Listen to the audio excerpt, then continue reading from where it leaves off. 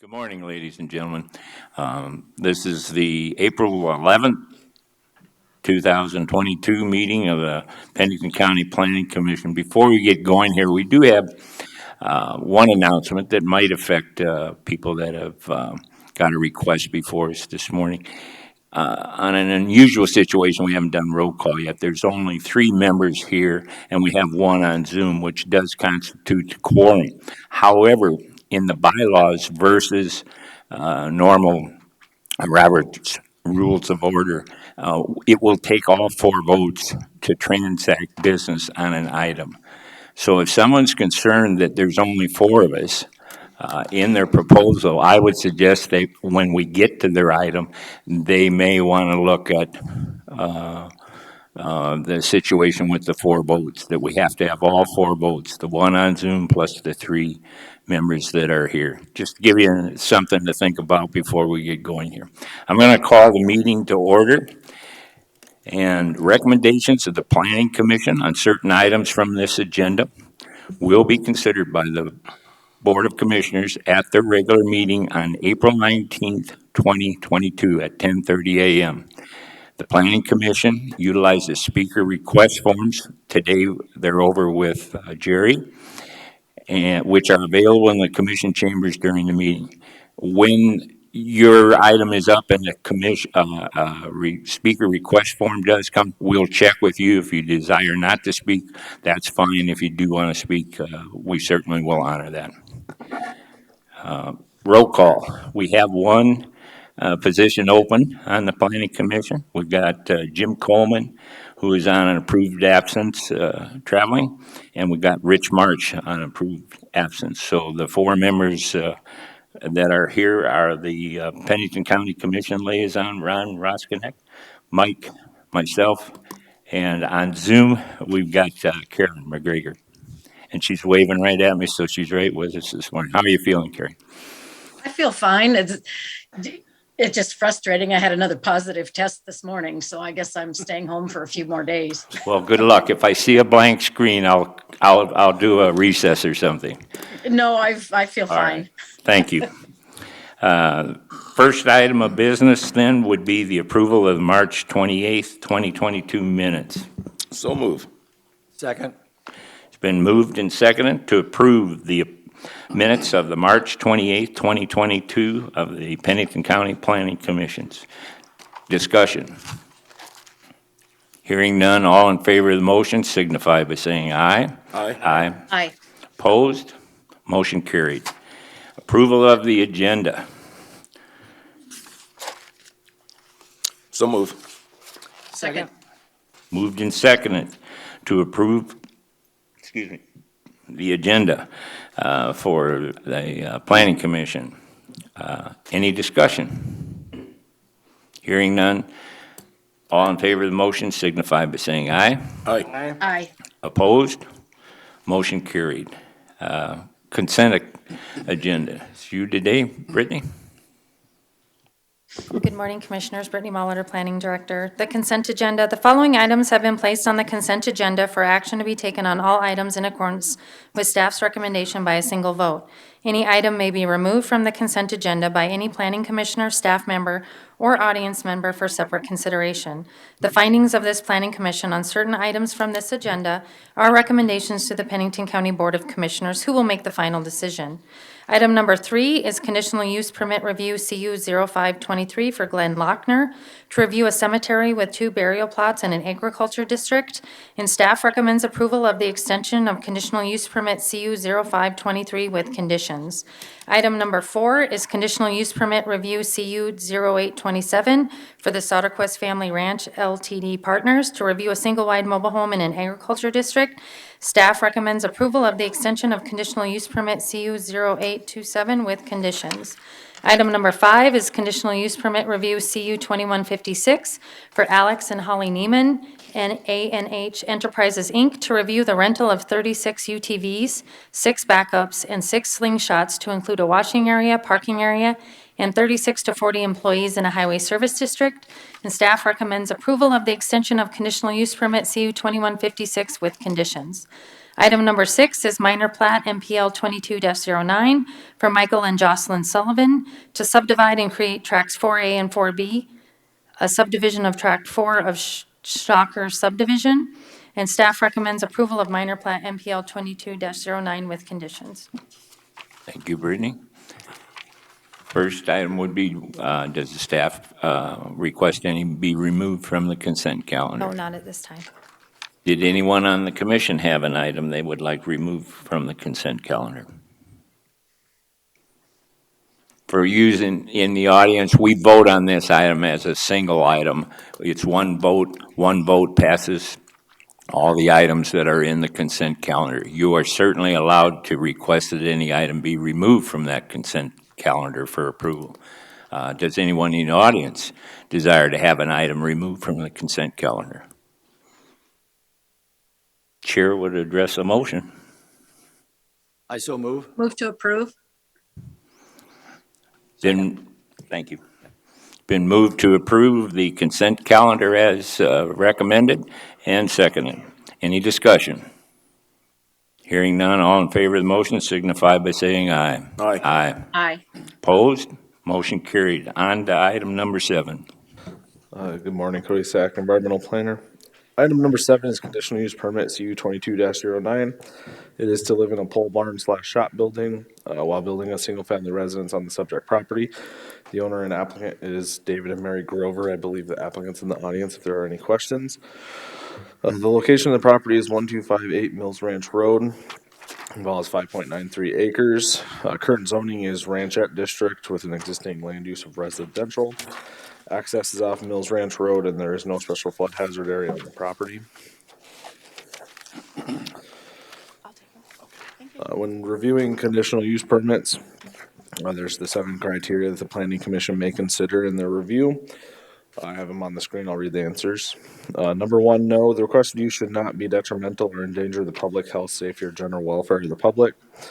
Number 2, no, the requested use should not have any long-term negative effects on the use and enjoyment of other properties in the immediate vicinity. An accessory structure is a residential use which conforms to the residential uses in the area. Number 3, no, the requested use should not affect the normal orderly development or improvement of any surrounding property in the area. Number 4, yes, access is off Mills Ranch Road. Utilities will be established at the time of the building permit submittal. Number 5, yes, the requested use is temporary in nature and should not significantly impact traffic congestion. Number 6, yes, the property is zoned Ranchette District. Living in a shop while with living quarters while building a single-family residence is allowed with an approved conditional use permit. Number 7, yes, the future land use of the subject property is Ranchette District. Allowing this conditional use permit is consistent with the current comprehensive plan. The applicant has applied for a single-family residence with an attached garage and a 96 by 40 shop. Will be a on-site wastewater treatment system. This was right around for interdepartmental review. No major comments or concerns were received. On April 1st, 2022, staff performed a site visit and found the concrete has been poured for the shop building. And staff has not received any complaints regarding the conditional use permit. Therefore, staff is recommending approval of conditional use permit 22-09 with conditions. Thank you, Cody. Any questions from the commission for the staff on this item? Anyone in the audience like to comment on this item before we go on? I'd like to speak with Mr. Grover. Okay. Is Mr. Grover here? If you'd come up and just introduce yourself, Mr. Grover, for the record. I am David Grover. Buzzy, I've got a question. Years ago, I helped Frank Mills do some fencing. And up behind where your shop's going to be, used to be a thin piece of Forest Service, like 20 feet wide, that ran all the way across. I remember the sign. Is that still up there? I'm actually, as you look at that, you see that line that goes through the very top of the subject property and then off to the left? That's what you're talking about, that right there. And that's called was a Forest Service. I don't even know what it's for. They call it a witch's lane. Witch's Lane, that's right. A witch's lane. But right now, the way I understand it, is just part of the lots. That's, So you're building on that? no, you see, it's at the very top of the subject property. Right. And where I am building, you see this point down here where where did he go? Okay. This, so that's clear at the top of it there. And where I'm actually building is right there, where he's got that circle right now. So I'm quite a ways away from that Pacific I might be area. able to help out. Jason Tennyson, Deputy Planning Director. So I worked the plat for Buzz when we did this. So these were a couple of separate lots up here at one time, but when we platted it, it became one lot. So that no longer exists. It doesn't exist? No. Okay. Well, that was my only question. Yeah, other than that, I have no problem. Okay. Thank you. Any more questions for staff? Mr. Chair, Yes. move to approve. Second? It's been moved to approve. Let me get the right number here. Conditional use permits, CU 22-09. And seconded. Discussion. Hearing none, all in favor of the motion signify by saying aye. Aye. Aye. Opposed? Motion carried. Thank you. Go ahead, Cody. Cody Stack, Environmental Planner. Item 8 is conditional use permit CU 22-11. It's to live in an existing double-wide mobile home while building a single-family residence on the subject property. The applicant and landowner is Justin Kistler. The location of the property is 23040 Radar Hill Road, involves 9.6 acres. Current zoning is agriculture district, existing land use is residential. Access is off Radar Hill Road, and there is no special flood hazard area on the property. Again, when we review conditional use permits, there's 7 criteria the planning commission may consider in their review of the conditional use permit application. The answers are on the screen. I'll read them aloud. Number 1, no, the requested use should not be detrimental or endanger the public health, safety, or general welfare of the public. Number 2, no, the requested use should not have any long-term negative effects on the use of enjoyment of other properties in the immediate vicinity. A double-wide mobile home is a residential use which conforms with the residential uses in the area. Number 3, no, the requested use should not affect the normal orderly development or improvement of any surrounding properties in the area. Number 4, the on-site wastewater treatment system that serves the double-wide mobile home is in the Rapid City 1 mile septic jurisdiction. Access is off Radar Hill Road. Number 5, yes, the requested use should not significantly impact traffic congestion. Number 6, yes, the property zone agriculture district, living in a double-wide mobile home while building a single-family residence is an allowed use with an approved conditional use permit. And number 7, the future land use of the subject property is the agriculture district. Allowing this conditional use permit is consistent with the current comprehensive plan. Currently on the property, there is a 26 by 52 double-wide mobile home with a garage and a 15 by 20 pole barn. And there is an on-site wastewater treatment system that is in the Rapid City 1 mile septic jurisdiction. This was routed around for any department review. There were no major comments or concerns that were received. Once the single-family residence is complete, the applicant plans to remove the double-wide mobile home from the property. And any future necessary changes to the on-site wastewater treatment system will be done through the city of Rapid City. Staff performed a site visit and found the double-wide mobile home on the pole and the pole barn on the property. Staff hasn't received any comments or concerns from the public on this matter. So staff is recommending approval of conditional use permit 22-11 with conditions. Any questions for staff by the planning commission? Okay. I do have a speaker request form on this, and Ronald Cordes. Thank you, Ronald. Would you come up and introduce yourself just for the record? And go ahead and proceed. Good morning, Commissioners. My name is Ronald Cordes. I live at 14790 Buckskin Lane, which is right across the complex there. I'm the president of Valley View Estates. I've reached out to our board to see if there's any negative comments about it. They had none. And plus, even one of the road district members even knows Mr. Kistler and says as long as he doesn't put 30 homes there, for high density, like we've discussed before at Anderson and Longview, but As long as that doesn't happen, he's good to go with it. So we're all good to go with it too, so. Thank you, Ron. Any questions for Ron while we've got him up here? Thank you.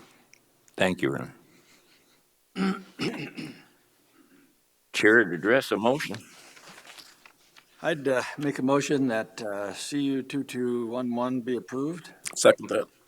It's been moved and seconded that conditional use permit CU 22-11 be moved for approval per staff's recommendation. Discussion. Hearing none, all in favor of the motion signify by saying aye. Aye. Aye. Aye. Opposed? Motion carried.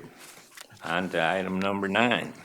Good morning. And just a moment, we do have Mr. or Mrs. Kolb, are you on Zoom for us? Oh, you're here? Okay, thank you. I appreciate that. Go ahead, Chitina. Good morning, Commissioner Chutima Sabbun, Planning Department.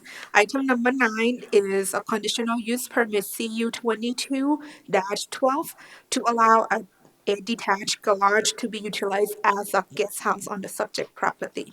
The owners and applicants are Alicia and Peter Kolb. The location is the 23220 Maury Road. Current zoning is agriculture district. The access is off of Maury Road. And there is no special flood hazard area on the property. The zoning ordinance lists 7 criteria that the Planning Commission may consider in the review of conditional use permit application. So they are listed on the screen and I will read it out loud. So criteria 1, no, the requested use should not be detrimental or endanger the public health, safety, or general welfare of the public. Criteria 2, no, the requested use should not substantially impair or diminish the user's value or enjoyment of other properties in the neighborhood or for purpose already permitted. Criteria 3, no, the requested use should not impede the normal and orderly development and improvement of the surrounding property for uses permitted in the district. Criteria 4, yes, the subject property is served by a private on-site wastewater treatment system and a well. Criteria 5, yes, the existing approach will provide ingress and egress to minimize traffic congestion on Murray Road. Guest houses are used similarly to single-family residences and should not generate significant amounts of traffic to the property. Criteria 6, yes, the requested use conforms to all applicable regulations of agriculture district with an approved conditional use permit. Criteria 7, yes, the future land use is identified as rural residential district. Allowing a guest house is consistent with this district with an approved conditional use permit. The property consists of a single-family residence and an attached garage with a loft. The applicant's request to allow this garage to be utilized as a guest house. The request was routed for an interdepartmental review. Emergency Services 911 and an addressing coordinator made a comment about the address. So an address for a guest house will be assigned with an issuance of a building permit, and once the address is assigned, an addresses for guest house and residents must be posted in accordance with Pennington County Ordinance number 20. There are no other significant concerns or objections from other department. With this, staff recommends approval of this conditional use permit with conditions. Thank you, Chitima. Questions for Chitima? Number 4, the subject property is served by a private on-site wastewater treatment well. Both buildings will be hooked up to this private system? With the applicant, actually, he's here if he would like to answer the question. Just for the record, please come forward and introduce yourself and then go ahead on with what you've got to say. Morning, I'm Pete Kolb. We are looking right now at adding maybe a second system just for feasibility. Um, The current system is compliant for the house, and if we were to add a second system or use that system, we'd have to maybe put in a bigger tank, more drain field. It'd be just easier to install possibly a new system. I'm working with Rick Harris from the Black Hills Septic out of Hill City, and he's coming out actually next week to do some test digs and work up the whole septic issue, so. So we'd have to revisit that.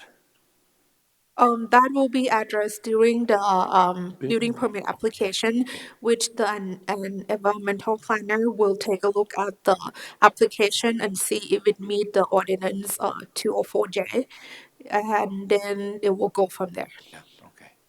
Okay, I just wanted to make it clear. That's good, thank you. Okay. Peter, if you would just stay here, then we won't have to call you back up if we get it. Any other questions for Chutima? Mr. Chair, Yes. item number 1, the deed restriction. Are we going to require a deed restriction for every one of these coming down the pipeline in the future? For guest house, What's that? for just the guest house request, yes, it's in our ordinance that it require a deed restriction for Okay. that. Additional questions? Karen, any I have a questions? question about condition number 5, that the primary residence be continually classified as owner occupied and proof of status be provided upon request. Is that standard? I guess that wasn't familiar to me, and I just wondered when you would request that, at what point? So staff verify with the Department of Equalization, and it is an owner occupying. So with the review, in the future, if we have some question, we can require that the applicant is providing the document, or staff can also verify with the DOE again. Okay, And thank it's you. a standard conditions for a guest house. All right. Correct. As I understand, we did have one not that long ago from an out-of-state member that was not going to use it as owner-occupied, and it does not meet our ordinance. Correct. And that's where this has come up to be added as a condition now. I do have one question for you, Chitima, and it's a normal condition. We don't have anything in there about connected to the same utilities. I understand what you're saying, that that's reviewed during the building permit, but we usually have it in there as a condition so that when you do take that latitude to change, it does allow you the latitude to say, well, maybe the electric company doesn't want to take it over on 1 meter, that sort of thing. And it doesn't hold it up or make you bring it back, but I do think we should have a condition in there in that regard. So we would like to add a condition regarding the You've got some utilities. normal wording you use for that, and I don't know what it is, but I've normally seen it in there, and I missed it on this, and I wrote down there, same connected utilities, which Peter referred to because they may take an exception to the septic system, as I understand it. Right. Which is allowable through your department, but he knows he's got to meet it at least to start out with it. He's got one there. So that will be condition number 11, to add that all public utilities, sewer, electricity, and natural gas for the guest house shall be extended from the primary dwelling unit services unless required by the utility service provider or granted by the county, Pennington County Environmental Planner. Yes. I think that's good wording. What do you think? Yep, I agree. Yep. Thank you. We would make it condition number 11 then, and I'm not going to try to read that back per Chutima's wording. Any other questions for Peter or for staff? Thank you very much. I'd address a motion. Move to approve. Second? Moved and seconded to approve conditional use permit 22-12 with 11 conditions, one new condition wording to be added for the minutes. Any discussion? Commission, audience, hearing none, all in favor of the motion signify by saying aye. Aye. Aye. Aye. Opposed? Motion carried. On to item number 10. Morning, Commissioners. Jason Tennyson, Deputy Planning Director. Agenda item number 10 is conditional use permit 22-10 to allow a school on the subject property. The applicants are Children's House Montessori and Michelle Kagarmanov. The owner of the property is Christina Troutman. The location of the subject property is 580 Seeger Drive. It is 2.58 acres, currently zoned agriculture district. The existing land use is residential and an animal hospital. Access is off Seeger Drive, and there's no special flood hazard area on the property. The zoning ordinance lists 7 criteria the Planning Commission may consider in their review of conditional use permit applications. They're on the screen. I'll read staff's responses beginning with number 1. The requested use should not be detrimental or endanger the public health, safety, or general welfare of the public. The occupancy classification for the structure will change. Building plans will need to be submitted to the South Dakota Department of Health and the State Fire Marshal for review and comment prior to operation. Number 2, the requested use should not substantially impair or diminish the uses, values, or enjoyment of other property in the neighborhood for purposes already permitted. Number 3, the requested use should not impede the normal and orderly development and improvement of the surrounding property for uses permitted in the district. Number 4, the subject property is within the Rapid City 1 mile septic jurisdiction. The applicant will need to obtain a Rapid City and South Dakota Department of Agriculture and Natural Resources and Pennington County approval of the on-site wastewater treatment system prior to operation. Number 5, access will be taken off Seeger Drive via an existing approach. The approach will need to be permitted through county highway, and 19 off-street parking spaces will be required. Number 6, the requested use conforms to all applicable regulations of the district in which it is located with an approved conditional use permit. Number 7, future land use is identified as low-density residential district. Again, the proposed use is consistent with within this district with an approved CUP. As the property sits today, it does contain a pole barn / lean-to, another pole barn, single-family residence, as well as a residential addition and an on-site wastewater treatment system with an approved permit through the city. The request was sent out for interdepartmental review. Again, County Highway did comment that they do have an existing approach, but it is not permitted, so the applicants will be required to get that permit through County Highway, and that is included as a condition of approval. Emergency services also stated if there will be kids, teachers, or classrooms in more than one structure, a separate physical address should be assigned, and that is addressed as a condition of approval as well. Staff's analysis of the request is that the current property owner, Christina Troutman, has an approved conditional use permit under 06-33 to allow an animal hospital as a home occupation on the subject property. Staff recommends this CUP be ended within 1 year of approval if the current CUP 22-10 is approved today. The applicants have requested to utilize an existing single-family residence and attached addition as a school on the subject property. Staff did analyze the square footage of the structure and the proposed use and determined 19 parking spaces are required to be provided. International Building Code occupancy classification of the structure will change from residential to educational and will be subject to building plan review by the South Dakota Department of Health and the South Dakota State Fire Marshal's Office. With that, staff finds no significant issues with the applicant's request, as it appears to be in harmony with existing land uses along Steger Drive. And staff recommends approval of conditional use permit CU 22-10 with conditions. Thank you. Any questions from? Question. Jason, Yes, sir. we say a building plan reviewed by the South Dakota Department of Health, the South Dakota Fire Marshal, blah, blah, blah, blah, blah. What about Department of Education? Do they get involved in a thing like this? That, I believe, is a separate issue beyond land use. I believe that they do have some state requirements for education that they'll need to go through, but that doesn't really have Won't anything to affect do with us. planning and zoning. Right. Okay. All right, I was just curious. All right, thank you. Additional questions from the commission? Jason, I've got two, and both of them are fairly short. One is the IBC type items. Are they, so that we know in the future, those are going to be reviewed at building permit time, aren't they? That's Yep, rather that's- than in a conditional type situation like we review for the conditional use permit. Right, exactly. Yeah, any improvements they do to that building, they're gonna have to meet IBC code for educational uses. Okay, I listed some of those in the back of the I staff. see you did. In the back of the staff report, but, again, that'll be covered when it goes to the state fire marshal, and we'll have Jerome Harvey here to take a look at it. Okay, as then well. in other words, you've now extended, because of the IBC that we've passed and we're operating by now, your review status for building permit time has probably increased somewhat, Absolutely, especially with a request like this. right. My next one is, did you have a chance to look at, I vaguely remember when the veterinarian requested this and had housing for horses.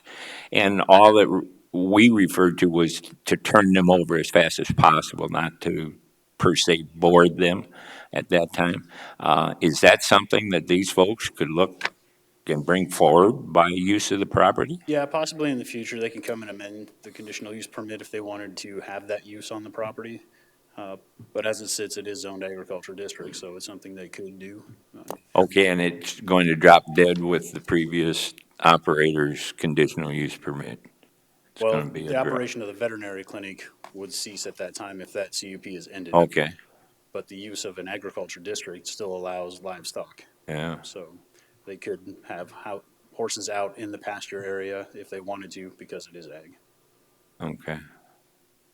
Does the commission understand that part of it, what Jason's telling us about the transfer from the veterinarian regarding the horses? So even if they didn't have a CUP for the vet clinic, they could still have horses out there. Yes. Yeah.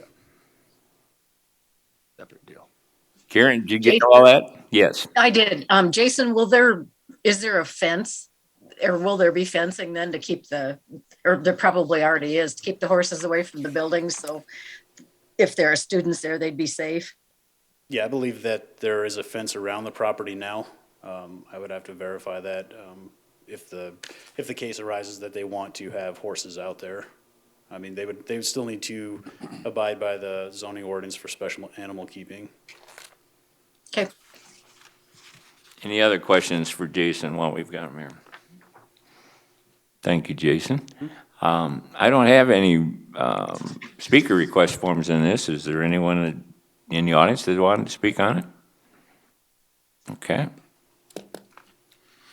Chair would address a motion. Move to approve. I would second that. Moved and seconded to approve conditional use 22-10 with staff recommendation to approve and 16 conditions. Discussion. Hearing none, all in favor of the motion signify by saying aye. Aye. Aye. Aye. Opposed? Motion carried. Thank you, Jason. Yes, sir. Agenda item number 11 is Comprehensive Plan Amendment 22-03 to amend the comprehensive plan to change the future land use from agriculture district to residential district. The applicants are Tiffany and Phil Walla. The property owner is Tim Engesser, sorry. Location is at the end of Stacy Street, approximately 0.76 mile from the intersection of North Reservoir Road and Stacy Street. Lot size is 5.03 acres, currently zoned agriculture district. It is vacant of any structures or utilities. Access is off Stacy Street, and there is no special flood hazard area on the property. So on the screen, I have the metrics, staff reviews when we determine to recommend approval or denial of a rezone request or comprehensive plan amendment. As you can see up here, I have the proposed zoning on the right-hand side of this table. The uses are quite similar to the agriculture district that it is now, with the exception of the 5-acre minimum lot size. And on the right-hand side, you can see that I have listed all of the surrounding zoning within 1/2 mile. I'll put that up here as a visual for you. For current zoning, we have the Box Elder city limits to the north and the east. You have agriculture districts surrounding it on all other sides. Future land use is a similar situation where low-density residential is to the south, agriculture district in green, and the Box Elder city limits is uncolored. The request was sent for interdepartmental review, and staff received no objections or concerns. Staff's analysis of the request is that the subject property was created through the City of Box Elder plating process. Due to it being within their 3-mile plating jurisdiction, the plat was filed with the Register of Deeds on October 29th of 2021. Subject property is considered an illegal lot due to zoning. Approval of this request will bring the subject property into compliance with the Pennington County zoning ordinance. And with that, staff recommends approval of Comprehensive Plan Amendment 22-03. Questions for staff? Is this considered illegal because of Box Elder plating, or is this because of Pennington County ordinances? Right, when Box Elder platted this and created the lot, it was not conforming for zoning. For them. So therefore, it was created as an illegal lot. Okay.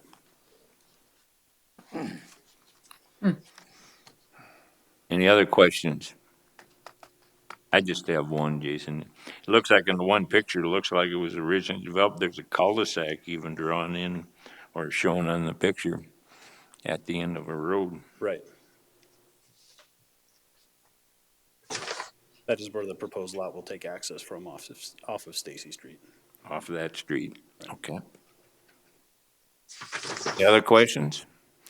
Questions from the audience? I don't have a speaker form on this, but I'll take it if you want a question. Hearing no additional discussion, staff would address or chair would address a motion. I move to approve CA 2203. Second. It's been moved and seconded to approve CA 22-03 per staff's recommendation, which is for approval. Discussion. Hearing none, all in favor of the motion signify by saying aye. Aye. Aye. Opposed? Motion carried. On to item number 12. Agenda item 12 is the follow-up rezone request for that same property.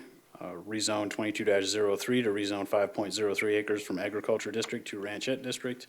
Again, the applicants are Tiffany and Phil Walla. The owner is Tim Engesser. Same. Help you out there, I know, Tim, Engesser. It is, Okay, yeah, it is yeah, thanks. Engesser, just like it Appreciate that. reads. Thank you. Same situation as before. Current zoning within 1/2 mile is Box Elder city limits and Agriculture District. Future land use is low-density residential in yellow, agriculture in green, and the Box Elder city limits, which is uncolored. Again, the interdepartmental review had no comments or concerns received. Staff's analysis is the same as before, and we recommend approval of this request to bring the subject property into compliance with the Pennington County zoning ordinance. Questions of the commission for the staff? None? Any from the audience this time? Chair to address a motion. I make a motion, we pass 22-03. Second. It's been moved and seconded to pass rezone RZ 22-03 per staff's recommendation for approval. Mr. Chair, Discussion, go ahead. is that 03 or 13? 03. I've got 03. Okay. Is that correct, Jason? That's Okay. 11. Thank you. Any other discussion? Hearing none, all in favor of the motion signify by saying aye. Aye. Aye. Aye. Opposed? Motion carried. On to item number 13. Cody Sack, environmental planner. Item 13 is conditional use permit CU 22-13. It is to live in a pole barn / shop building while building a single-family residence on the subject property. The owner and applicant is Paul and Christy Scorseth. The location of the property is at 22700 173rd Avenue, involves 74.88 acres. Current zoning is agriculture district with residential / agriculture use. Access is off 173rd. There is no special flood hazard area on the property. When reviewing conditional use permits, there are 7 criteria that the planning commission may consider. Again, they're on the board. I will read the answers out loud. Number 1, no, the requested use should not be detrimental or endanger the public health, safety, or general welfare. Number 2, no, the requested use should not have any long-term negative effects on the use and enjoyment of other properties in the immediate vicinity. An accessory structure is a residential use which conforms with the residential uses in the area.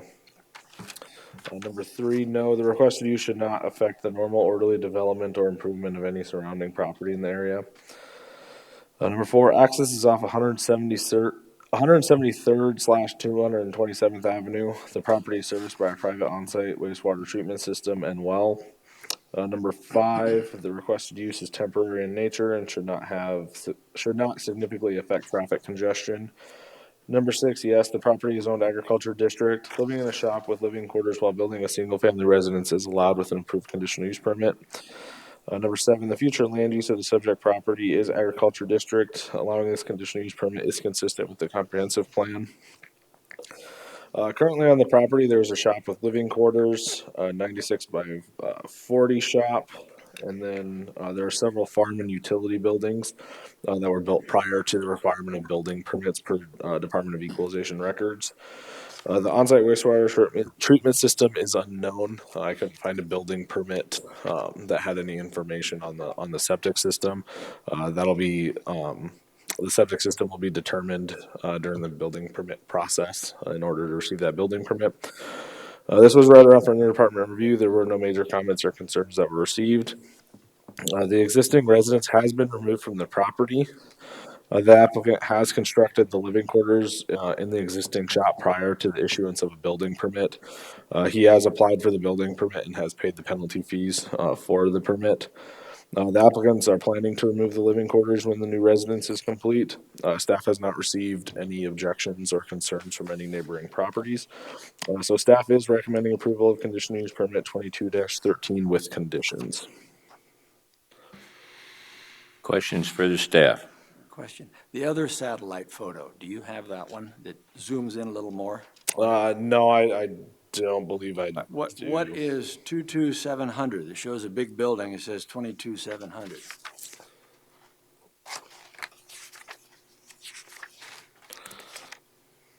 And I mean. So I believe I believe on the picture, it's either that one or that one. Those are shop buildings. The address point was actually put on the shop. It wasn't put on the house.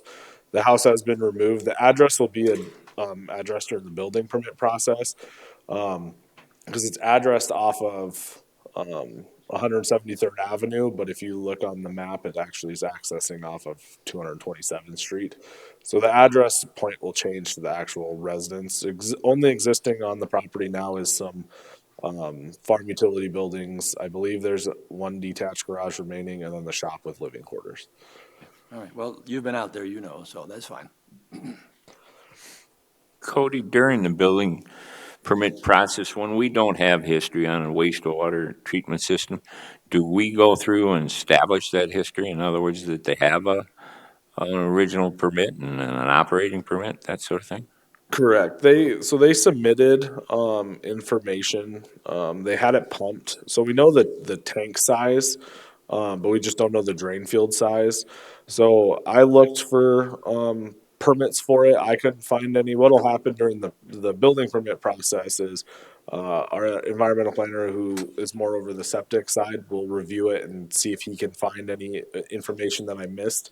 If he can't find any information that I missed, we'll require the applicant to hire an installer and figure out what the sizing of the drain field is and if any upgrades are needed to that septic system for what he's proposing to For the build. field. Just a point of interest, now that we have a wire in the field, that I assume that helps you in these sort of situations where they don't have a lot of background because the installation requires the wire, that they could hire somebody to locate this sort of stuff. Correct. Yeah. Nowadays they use tracer wire, which helps immensely. I don't know when that septic system was put in. I don't know if they use tracer wire or not. Okay. But installers have some methods that they can use to figure out, try to find the ends. Yep. Correct. Thank you, Cody. Any other questions for Cody while we have him up here? No. Now, I don't have a speaker request form on this, but anyone in the audience would like to speak on this, certainly available to do so. Apparently none. Chair would address a motion.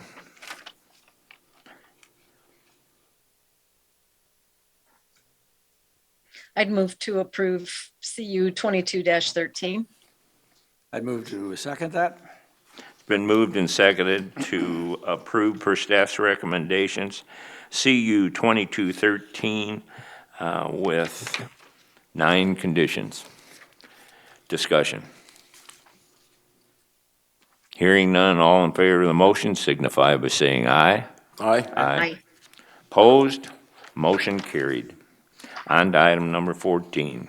Item 14 is preliminary plat PPL 22-11. It is to create Lot 3A, 3B, 3C, 3D, and 3E of Battle Creek Mountain Estates subdivision. The applicant landowner is ELS Properties LLC, Rick Scholke. The surveyor is DC Scott Surveyors. The location of the property is at 13688 Highway 40. It involves 15.09 acres. Current zoning is rural residential district with an existing land use of residential. Access is off Highway 40, and there is no special flood hazard area on the property. Currently, as the property sits, there is an existing single-family residence and an on-site wastewater treatment system that was applied for in 2003, and they have a current operating permit. They also built there's also a detached garage that was built in 1996. The proposed lots, Lot 3A will be 3 acres and vacant. It will be access from a shared access easement. Lot 3B will be 3 acres vacant and access from a shared access easement. Lot 3C is 3 acres vacant and access off of a shared access easement. Lot 3D is 3 acres vacant and will access off of shared access easement. And Lot 3E is 3 acres and will contain all the existing structures on the property and will access from an existing approach and shared access easement off the subject properties. This was routed around for interdepartmental review. No major comments or concerns were received. On December 1st, 2021, the Board of Commissioners approved layout plan LPL 21-78 with conditions. March 1st, 2022, the Board of Adjustment approved 2 subdivision regulation variances. One was to waive the percolation and profile hole information requirement, and the other was to waive the requirement to dedicate and improve the section line right away. Since the private access easement will access all 5 lots, the road will need to be named. The applicant's request appears to be in harmony with existing lots and current land use in the area. So staff is recommending approval of preliminary plat PPL 22-11 with conditions. Questions for Cody? This is Karen. There was a question from the cartographer about the legal description. Did that get resolved? I believe it did. Register of Deeds, Audra, didn't have any comments or concerns on it. And she's the one who approved, her office is the one who approves taking in those plats, and she said the plat heading appeared to be okay. So staff is confident that has been addressed. Thank you. Additional questions for Cody? Again, I don't have a speaker request form in this, but I would like to notify if someone from the audience would care to come up and speak, certainly are available to do so. Mr. Chair, move to approve PPL 22-11 with conditions. I'd Second. I'd second that. Moved and seconded to approve PPL 22-11 with 6 conditions per staff's recommendation. Discussion. Hearing none, all in favor of the motion signify by saying aye. Aye. Aye. Aye. Opposed? Motion carried. On to item number 15. Item 15 is Comprehensive Plan Amendment CA 22-05. It is to amend the comprehensive plan to change the future land use from agriculture district to highway service district. The applicant and landowner is Black Hills Tiny Resort LLC. The agent is KTM Designs. I believe Janelle's in the audience if there are any questions. The lot size is 13.79 acres. Current zoning is highway service district and agriculture district with an existing land use of residential. Access is off Highway 16 and there is no special flood hazard area on the property. If you look on the screen, there are 2 criteria that we review. The first is the Pennington County zoning designation comparison. So on the left is the current zoning with the agriculture district and the proposed zoning of highway service, which is in the red. They have two separate uses. Agriculture is obviously mainly agriculture and residential, where commercial or highway service is more commercial district. Utilities can be private or public for highway service. It's generally private for agriculture. Surrounding zoning districts, there is highway service district, suburban residential district, planned unit development throughout the area.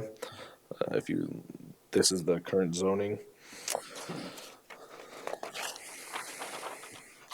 And then future land use has several parcels as highway service district as well. Future land use in the area identifies several parcels as highway service district within a half mile of subject property. Rezone RZ 22-05 to change the zoning from agriculture to highway service district will be heard at the same meeting. Staff finds no significant issues with the request as it appears to be in harmony with the existing land use within the area, and the property meets the zoning requirements for highway service district. So with that, staff is recommending approval of comprehensive plan amendment 22-05. Questions for Cody? Mr. Chair, I drove by that property today, and I believe the conditional use, or that sign for the change, is that on the right property? That's the next one up, I think. Okay. Take a look at. I noticed the same thing. There's another sign, whether both properties, They have that body shop. Okay. it actually makes the one corner of the Didn't see property, this but one it's then. closer to the driveway of the gentleman that, or Is it business that other- works on the cars for up there. Is it closer up on 16 than Yes. down Yes. They down have a below? body shop there or something. I believe that location would be sufficient. If not, we can have them move it. No, for I just for wanted to make sure that I'm, department. I don't. As long as it's farther south than farther north up on that property. If it's south of that approach, I would say it. I think it makes it, it's right in that corner, right by the driveway, and I think it's on the property. And actually, it's easy to see. You can't hardly miss it. It's the best one I've seen. There this morning. okay, Yeah. question answered. Any other questions for Cody?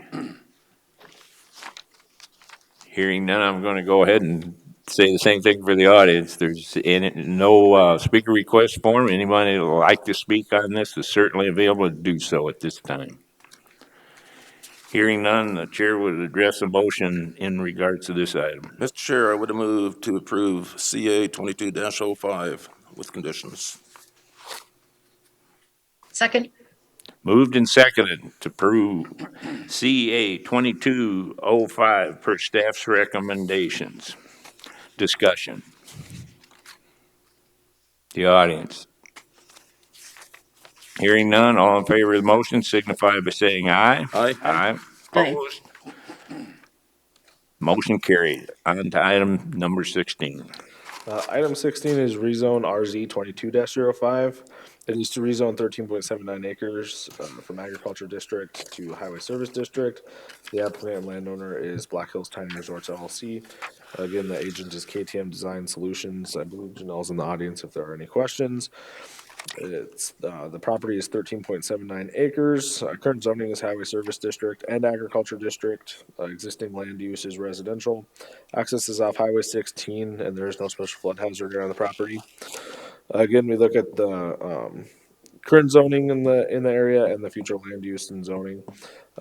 It's the same analysis as the previous item that you heard. There is several parcels that are zoned highway service that have highway service and commercial uses, and the property and the infrastructure appears to match the request that the applicant is requesting. Therefore, staff is recommending approval of rezone RZ 22-05. Questions for the staff? Go ahead. Cody, tiny homes, how does this figure into this thing? So I believe that the applicant is working on doing like a recreational resort with tiny cabins, and I believe there might be some RV sites. She's still, I believe, working on the plan.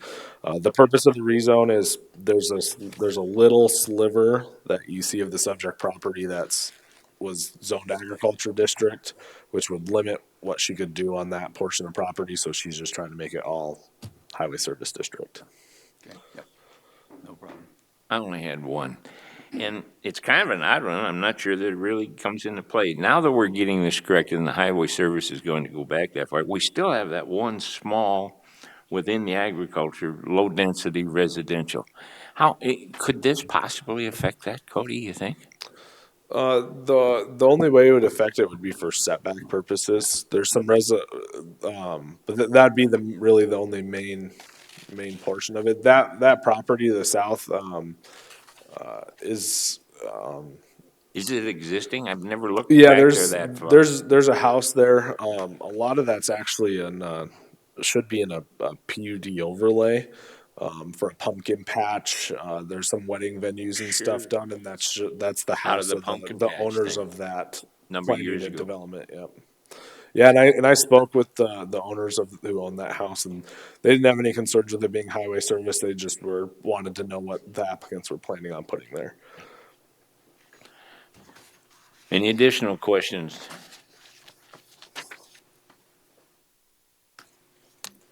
From the audience? Yes, sir.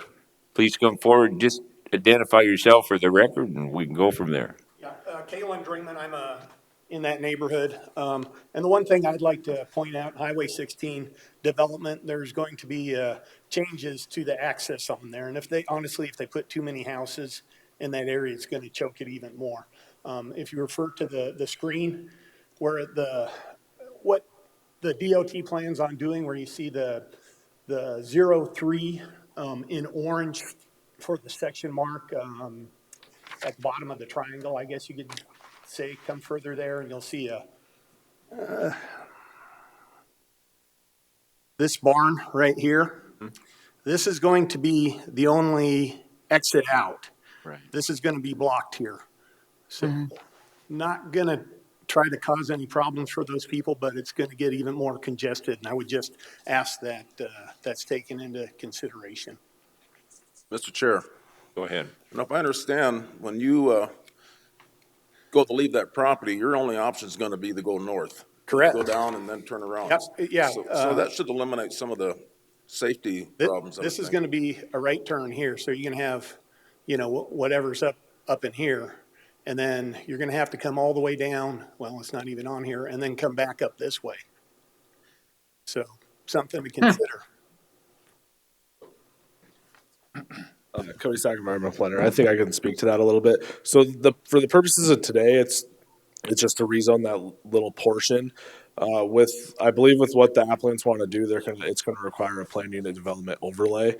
So with that, that'll be routed, and it'll be routed to DOT for DOT's comments. So some of those concerns at that time for access will be addressed during the PUD overlay. So there'll be other requests that this applicant will be putting forward.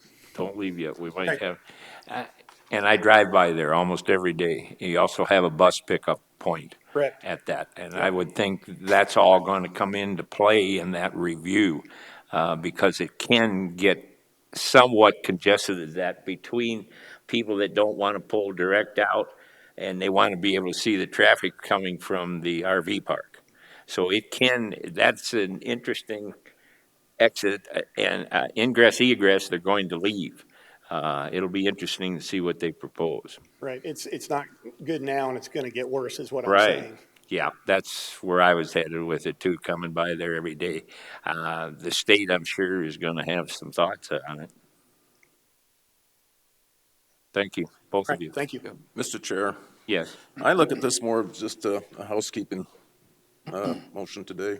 yes, get the triangle cleaned up. Right, make it all ag or make it all highway service, but Get it have a right. blend. You're going to move to approve then, Ron? Move to approve RZ 22-05 with conditions. Second, someone? Second that? Moved and seconded to approve RZ 22-05 Per staff's recommendation, discussion from the audience. Hearing none, all in favor of the motion signify by saying aye. Aye. Aye. Motion carried. Thank you. On to item number 17. Good morning, Commissioners. Brittany Molitor, Planning Director. Item 17 is Comprehensive Plan Amendment CA 22-04 to amend the comprehensive plan to change the future land use from low-density residential district to heavy industrial district. The applicant is Black Hills Industrial Center LLC. The agent is KTM Design Solutions, and Janelle is in the audience if you have any questions. The property is located east of South Highway 79, approximately 1.5 miles south of the intersection of Highway 79 and Old Folsom Road. It's currently zoned agriculture district. It is vacant of any land use. The access is off of an unnamed section line right-of-way. There is no special flood hazard area on the subject property. The surrounding zoning in the area currently, to the north is the Rapid city limits. On the county future land use map that you have above you, it still shows the county future land use because the city hasn't updated their city limits on our future land use map yet. So if you look at that side, look to the north, it should be the city limits and not the commercial districts and the light industrial districts. We don't have control over updating that map, so I apologize for that. That's something that the city hasn't updated yet. If you look to the west of that property, it is heavy industrial, it's the A1 recyclers. To the west of that property is the DC tie property, and to the south, there's commercial and heavy industrial district. This was routed around to the interdepartmental review process. There was comments from our highway department that the road must be improved to design standards as listed in the Pennington County Subdivision Regulations, Table 1 Design Standards. This is on the city's major street plan. They do have this as a principal arterial road, or a major arterial road, however you want to call it. It's the same, interchangeable. Those are intended to move traffic to and from such major attractions in central business districts, retail shopping areas, colleges and or universities, military installations, major industrial areas, and similar traffic generators. In a major arterial, that our ordinances do require a 48-foot wide asphalt road with a significant base on it. This proposed heavy industrial district will allow heavy industrial uses. I do have some of the heavy industrial uses. These are used by rights, meaning if they do come in and ask for a building permit and it meets one of these requirements, then that's what we would have to issue a building permit for.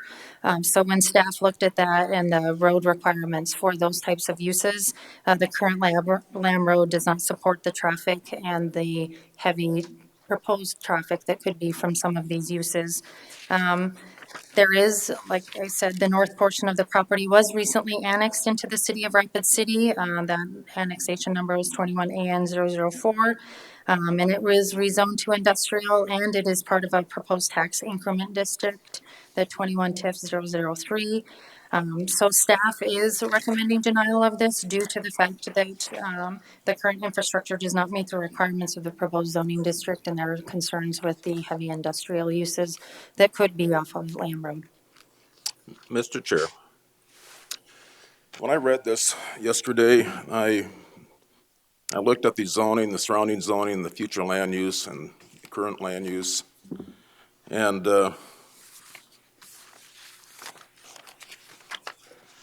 so it says north, Rapid City, but it doesn't mention heavy industrial. This thing's basically surrounded by heavy industrial. And therefore, I called the owner today so that I get some clarification. He asked me to share this. Can I do this now? No, Karen can't see this, but I can read his comments. It says, it appears that staff report has several discrepancies. Current zoning to the north is city limits and heavy industrial. Current zoning to the west is heavy industrial. Future land use to the north is city and heavy industrial. Future land use to the east is county low-density residential. But if you went out there and actually looked, there's a 40-acre site that is a AC-DC converter. It takes 2 grids, power grids, and it converts it to DC and then puts out AC again so that those two frequencies can match. And no, I don't know anybody that would want to live very close to a facility like that. Although it's not zone heavy industrial, it's a very heavy industrial use. Existing land use to the north is ag. Existing land use to the south is ag with the trailer house meeting ag requirements, and existing land use to the west is A1 salvage, and that's heavy industrial. You can see where they got the cars parked.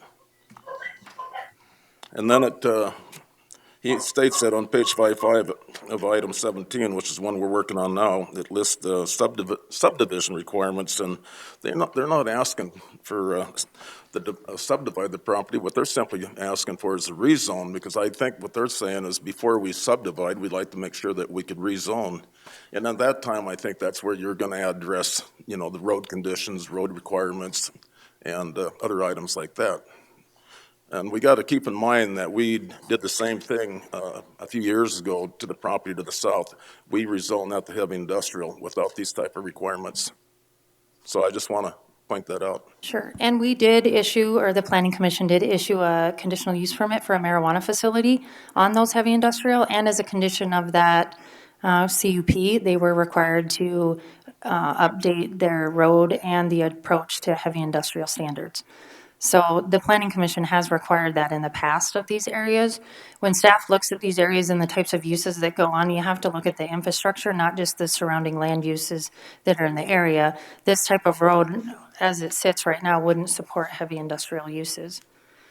The lot right now is already that 40 acres. So we don't know if it's going to be subdivided or if it is. And if it is, it's subdivided through the city of Rapid City, so they'd have to meet their requirements. Therefore, if they grant exceptions on that road being improved, then we don't have any say over that road being improved. Well, I think we need to keep in mind that 162 acres is owned by the same property to the north. And so that owner, if they when they develop that TIF, they might not have to use this road that you're talking about because they can put their own internal roads in as they subdivide the property.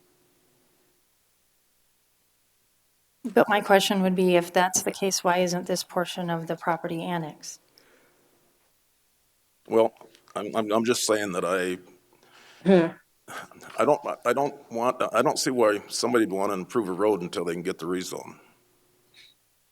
And at the time they want to improve that or do a rezone or subdivide it, that's probably when you want to address the requirements of the road. Right. We looked at the road requirements also in the previous one for Apple Valley when they went to urban residential. The reason that one was recommended approval is because they did have the TIF, they did have the road requirements, they did have the plans.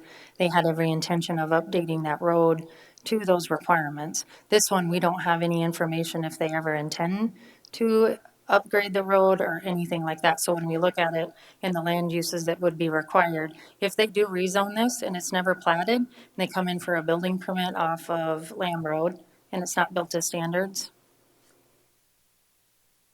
that's what staff looks at, and that was the reason for the denial. Our highway department is here too to answer any questions if you have about the road. That was the reasoning for denial, is from the comments with the road. Could I and the interject a concerns. question that's relative to the same thing, Ron? I just saw a lot of inadequacies relative to the surrounding land use, future land use and zoning in that report. Right, the zoning isn't the issue. That isn't the issue for the recommending of denial. It's the infrastructure. We do have a conditional use permit, though, that's relevant on that circled piece of property. Is that not correct right now? There is not a conditional use. There's nothing on that property. Oh, I thought there So was one. all the heavy industrial uses are uses by right, and most of the uses that are being proposed there are uses by right. So it would be the issuance of a building. So we permit for don't have a construction. condition in a conditional use permit that would No, support not the this. road development. No, not like there was for the marijuana facility. Then my next question would be too, is the triangle that's left out of there, is that the Morris property? Went to the south. Old Morris Yard That property? one? Well, what Or I'm trying to go by is the pictures. to the There's a south of the DC triangle left tie. out. It does show purple on one, or industrial on one, but it doesn't, it's not included necessarily in this request. So there's commercial along South There you 79. go. That's It's the already commercial. there. Yeah, that's already zoned All commercial. right. And that red line right there is where Lamb Road is. That's what the road that would have to be developed. That's the access road for that Right. portion right now. How long is that approximately? Well, that's a Mile? section, yeah.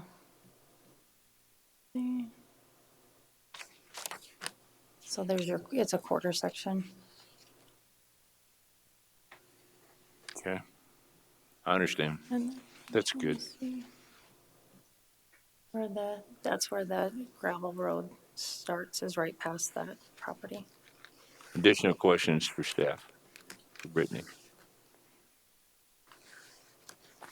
Thank you. I don't have any speaker requests, but would you like to come? Oh, yes, I do. I just got one, didn't I? Thanks. But I can't read your last name. I've got Kyle. Would you please come up and introduce yourself for the record? And then go ahead and expound what you would like to add into this. Thank you. Kyle Trelaw with Dream Design International to speak on behalf of the rezone request in front of you. I appreciate you taking the time this morning to review this and appreciate the staff's time and going out and looking this property over as well. I think Commissioner Roskinek did a good job of kind of explaining some of the comments and thoughts that we had previous to this meeting. I would just like to echo the point that this is just like it was said. This is a cleanup item for us on the rezoning here. So we have currently future land use plan with essentially a donut hole in it right now with single family residential surrounded by industrial uses on nearly all sides. Before we do enter into any, subdivision improvements, we do like to have that rezone, and that's customarily how it's done, have that rezone approved so that we know what design standards are required. That's where the rezone comes into play in describing what's needed for us to do to this property. Typically, that's the first step when entering into this. Similarly, when you're talking about the road and the uses and whatnot, if you look at the current zoning map here, just like it was said, we have full heavy industrial to the north. We have heavy industrial already constructed to our west. We have heavy industrial, it looks like a couple hundred acres that's already been approved to the south, all of which you could have these uses built on already today. This is just a rezone to kind of clean up this donut hole of single family. I'd also like to point out that we are just, downwind of the landfill. We're sandwiched in between Highway 79 and the railroad. We have the AC/DC intertie. This is a perfect area for this industrial use. It's not what I would consider a great place to try to put homes in, which would be what the current, land use plan is. I know that this is outside of the Rapid City limits, but it is within their future land use plan comprehensive document as well. They have this set aside for industrial uses too. So what we're requesting for today is to rezone this, change the comprehensive plan amendment to match the existing zoning around us, and then we'll move forward with the development after we have that secured. I am available for any other questions if there are more, and I appreciate your time today. Thank you. Thank you. Mr. Chair, I kind of look at this as a housekeeping item, similar to the one before. It's just, like Kyle said, they don't want to get too involved with this until they have some proper zoning. So I totally support it. Okay, thank you. I was also a member of that TIF committee that approved that TIF, and I think this is an integral part for that TIF to go forward. Okay. I don't think there's a problem with going from one to the other on this, to the heavy industrial. I think the problem is what Brittany's talking about on the road, and I guess that's the thing we're gonna have to work with. I see we have some of our staff here from the highway department to explain I just want one point of clarification. On that heavy industrial that's to the south of there, Yes. when they proposed that, it's off of an unimproved section line down here. That was the access that they had proposed to take off. And there's an access through here, right here, that's going to this property, which is going to be the CUP for the marijuana facility. So this is the access that they're required to do, the heavy industrial. And then this was the section line that they were proposing to access for those, which hasn't been improved because there hasn't been any other requests on this property except for this marijuana facility. All right, and then if we go to the one, what you're stating is the next one up with what we're dealing with right now in the 162 acres that are associated with that, right alongside of it, that has not been proposed and under any development. That's not in, that's in the city limits now, and I believe they're taking access off of Old Folsom Okay. or 79, and that's part of the improvements up here. But this isn't included in that portion of the So- improvements. I guess my question, so you don't lose me, and I feel like HUD, get my mind straight. Who, if we look at this today and we look at the rezone, who ends up ultimately responsible to develop it if it hasn't been already earmarked for something? Good question. Just asking. It looks to me like the rest of these folks are coming forward in, along with their proposals when they want to change these things, and they're saying, we're going to go ahead and address this issue of access and the quality of the access needed to meet the zoning. But here we don't have that. Right, when, if they plat through the city, they would fall under the city subdivision regulations. All right. But if they choose to grant exceptions to those requirements, we don't have any control or say over those exceptions that are granted.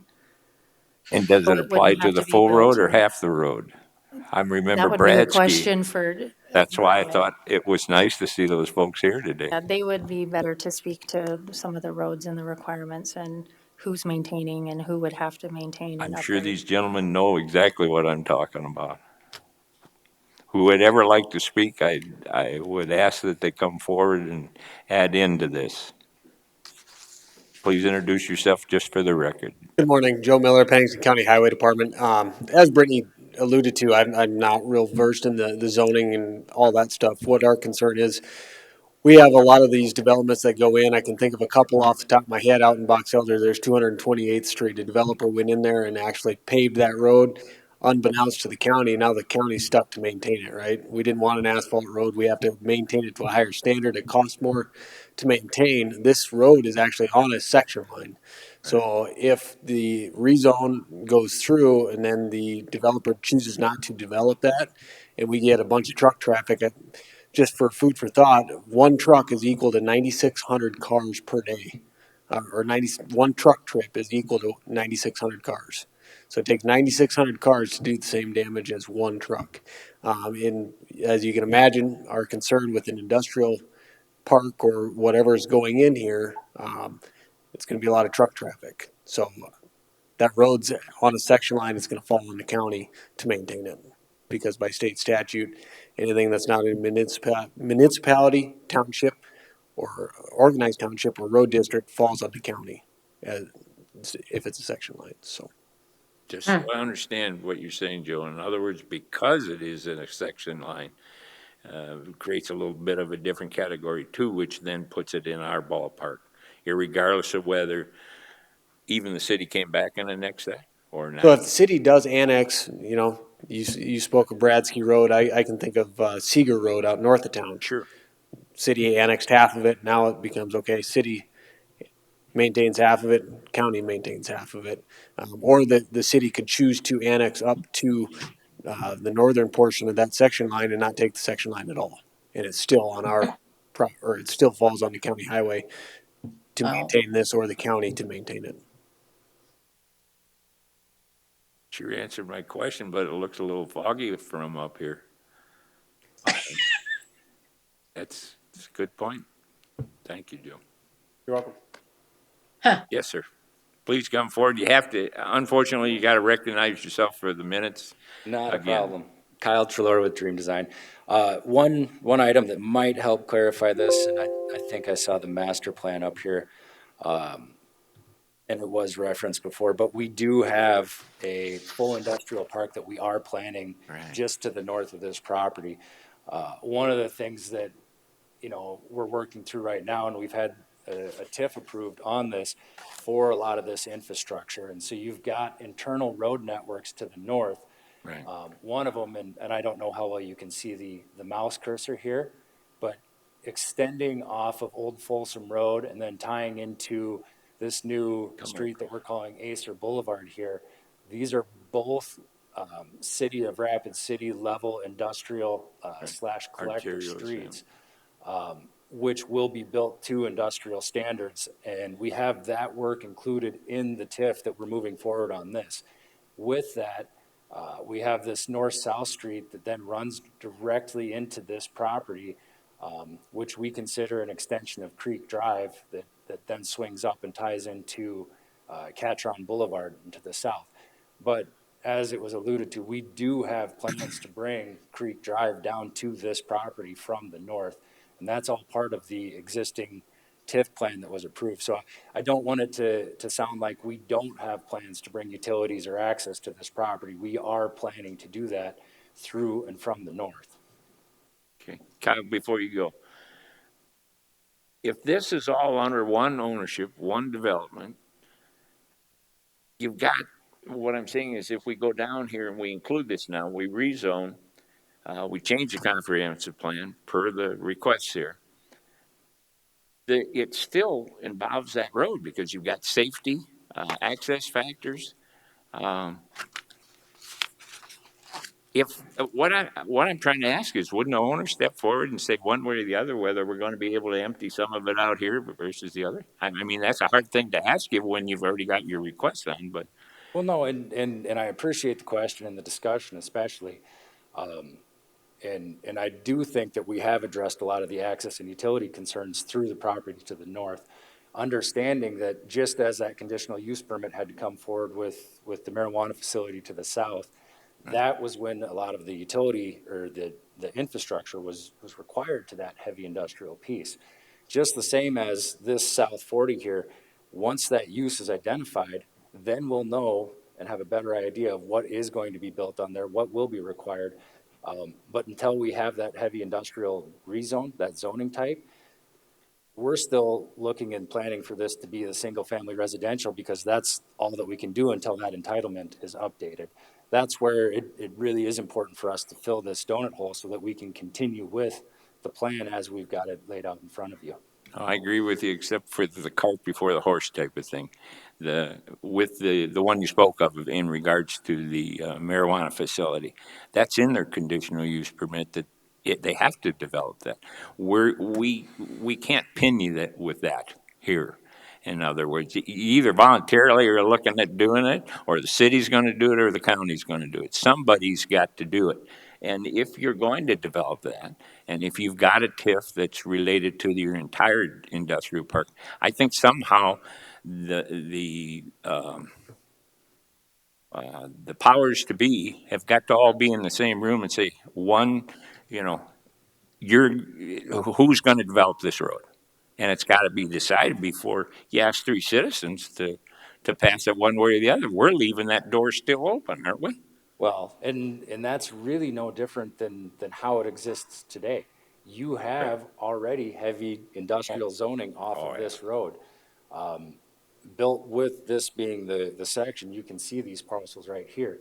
What this does, it gives us the go-ahead to do and answer just what you're saying. So without that industrial level, we can't commit to come in and do the road, and I get 100% cart before the horse. Yeah. But until that rezone is moved forward, we don't know what kind of traffic is going to exist on that road. Because if we have to develop it as it is today, as single-family residential, that's a whole different traffic type than what we would have with the industrial. That's why it's so important to get that rezone, because it allows us to move forward in that direction.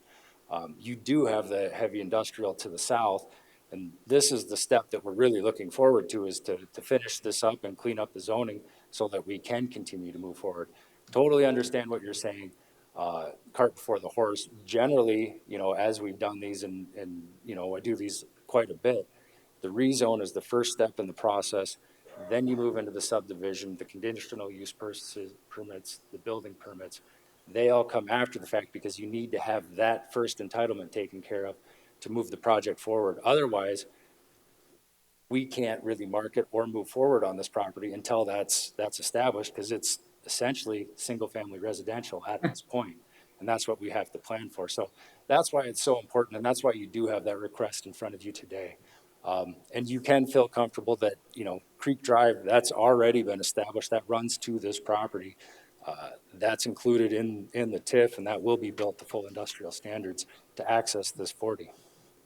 Thank you, Kyle. Thanks. Mr. Chair, I got a question for Kyle. So Go right ahead. I guess it's safe to assume nobody's gonna put any money into that road until you get the right entitlements. Exactly. That's just common sense. It is, but what about a commitment? You're right. That if it becomes this, then we do this. That's where that conditional use permit, just like you had it on the marijuana But facility. we can't do that. I don't know where that one came from. Was that you, Karen? That was me, I'm sorry. Sorry, you're thinking out loud. Yes. That's a good question, Karen, for Kyle. I think Karen had a We don't question have a for you. conditional use permit. And didn't you say that would come through the city? No, for this property, that will come through with That will come, after it's rezoned. And simply just like Commissioner Roskinek said, until we have the proper entitlement on there, we won't be able to attract that heavy industrial user, and we won't be able to get to that point. That's why it's important to get this done now. Brittany, can you come up again? Yeah, yeah. Because now I'm Please. confused. Please, Brittany. Sorry, there's not conditional use permits typically at heavy industrial because these are all use by rights. They wouldn't have to go through the conditional use permit process. That means none of these would be conditioned at all. Once that zoning district is in place, those are allowed. And while we've got you there, a number of the uses that we do have further south of there, we do have conditional use permits on them that Just for in one of, development. just for the marijuana facility, and the property owner to the south has actually submitted road plans through there to our office, to Cody, to develop, let me see. Go back through it. So, because there's two section lines. Right. And there's easements through there. They have submitted road plans to our office, how they plan to develop the roads through there. Partial. Pardon? It'd be a partial, so to speak, or on that road, same road, Cody? Sorry, Cody. Yep. Sorry, Cody Sack, environmental planner. So they've submitted like a preliminary plan for dirt work for the roads. So what their plans are is there's a section line, it's either here or here to come through here, and then those plans show for the dirt work coming up here and then accessing all of this over here. They haven't done it yet because they haven't gone in front of the planning or the Board of Commissioners to open up the section line. But with those accesses to the south right there, there is recourse because there is stuff that still has to go in front of the board for approval and how the board can approve what gets put in those section lines for access. One last question. The commercial piece of property that sits right at the intersection of 79 and the section line in question. This one? Yeah, the one to the south. Both of them, actually. If somebody took that, would they have the right, or So- will they have to develop it? That's the access that would be off that road right there. Okay. And it's commercial, so there's different standards for commercial roads than heavy industrial. Heavy industrial is the, Right. But it's to a standard that would allow the commercial. that's a question for highway. But that's what's currently there, and that's what would access that, At least that far. that What I'm far. saying. Okay. Because that property to, the south is shown right there on the right-hand side or left-hand side, the south I side. got one more that's off the wall. Have we done any of these recently? For this old geezer, so I understand that. Were we done this without a commitment to develop? The last one where we Yeah, had isn't a zoning district that was outside of the normal for the area, or that the infrastructure was or was not in the area, was Apple Valley, and they did have road plans and construction plans, and they provided all of those prior to asking for the rezone. That's the most recent. Yep. Kyle, please. Sure. I would point exactly to the property to the south as an example of what we're talking about. Yeah. This was rezoned to heavy industrial before any commitment was made on the streets. That was the first step. They then found their user, came in with the road plans after the fact to develop it out. Now you're talking about the industrial area, Kyle? Just to the south, just Right. exactly what we're. Not the commercial along 79. No, Okay. just the industrial. If you want an example of what we're talking about, that's exactly it. It was rezoned first without a commitment. A user came in, and now they're submitting plans to develop it out as is appropriate to those users, which is exactly what we're trying to do to this piece to the north. Mr. Chair, so I'm assuming that if, until this entitlement's granted, that road is never gonna get touched. Why would anybody want to spend the money on it when they don't know they can legally do anything? You have a question, Mike? I'm just curious, I mean, we're going in circles. So who's gonna spend the money? Well, after that, if we can get this thing rezoned, I think you're gonna find out who's gonna spend the money. But that's what I'm saying. There's an unknown here. I think that's, development driven. Okay, Karen, comment? I don't want to leave you out up there on that screen. Well, I have a question for Ron. As the commissioner, are you willing to risk them not developing the road and leaving it to the county to develop? Well, as a commissioner, I'm looking at the details of that TIF that we did. And if you could see what the economic benefit to the Rapid City and Pennington County from that, if you could look at the economic impact of that TIF, I don't have the numbers right here, but I was part of that TIF committee, and it's pretty amazing. And I feel that this has got it, we have to do this rezone to fully develop that TIF the way it was presented to us at the TIF committee. And that's the part that you can't see today because I don't have the details of the TIF, but you can see the general footprint of the TIF in this packet. Janelle? Good morning, Janelle Fink with KTM Design Solutions. I just kind of wanted to reiterate or kind of piggyback on this idea. Nobody's asking the county to be responsible for development of the road. That will be the burden of whoever develops the property, whether they plat or however they develop. And it would be extremely short-sighted of anyone to invest the millions of dollars that are usually required for heavy industrial zoning without appropriate access. Who would want to create a plant that the road doesn't support coming back and forth to? I mean, anybody with any kind of business acumen or sense would want to develop the road to the appropriateness for the use. And that could potentially be platting within the city in the future and could be a city road. It could be development of extension of county roads. Again, we don't know the final plan at this time. We just need to secure the zoning so that they can move forward with confidence with those plans for development and including the road development. Thank you. Questions for Janelle before she? Oh, thank you, Janella. Yeah, thank you. I'm just going to throw in one more thing. We've sat up here and listened to testimony before about housing and the need for housing. There's no question we have the same need for industrial areas around our cities so that they're pre-designed, pre-selected, so that they're not spotting here and spotting there and then heading to another county and bringing their stuff back in. We need some development along around the grounds of industrial.